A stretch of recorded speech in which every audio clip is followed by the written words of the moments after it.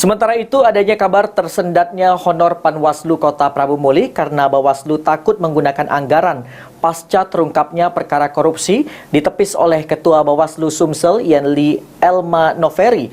Karena menurut Yenli, proses penyaluran honor harus melewati prosedur yang panjang.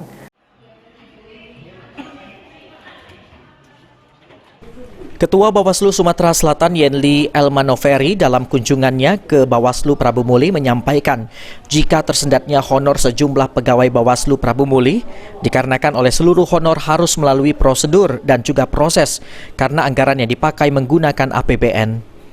Sehingga menurut Yenli, berdasarkan instruksi tersebut, Bawaslu Kabupaten Kota dan Panwascap untuk membuat rekening dana pemilu. Saat ini menurut Yenli, pihaknya sudah melakukan pengajuan dan dalam beberapa hari ke depan akan disalurkan ke Bawaslu Kabupaten Kota dan Panwascap serta PKD yang sudah dilantik. Untuk honor-honor memang ada proses ya, ada proses karena anggaran APBN, jadi prosesnya ada prosedur-prosedur yang harus dilalui. Kemarin memang sudah berjalan, ternyata ada instruksi dari RI, masing-masing satker, masing-masing Bawaslu Kota maupun Panwascam ini membuat rekening dana pemilu, yaitu harus khusus di Bank BRI. Ya, itu proses itulah yang lama kemarin. Nah, alhamdulillah ini dalam proses pengajuan, insya Allah dalam beberapa hari ke depan semuanya bisa kita sampaikan kepada kabupaten, kota maupun kepada Panwascam, begitupun dengan PKD-PKD kita yang sudah ada. Sebelumnya, Bawaslu Prabu Muli telah merekrut pengawas kelurahan dan desa.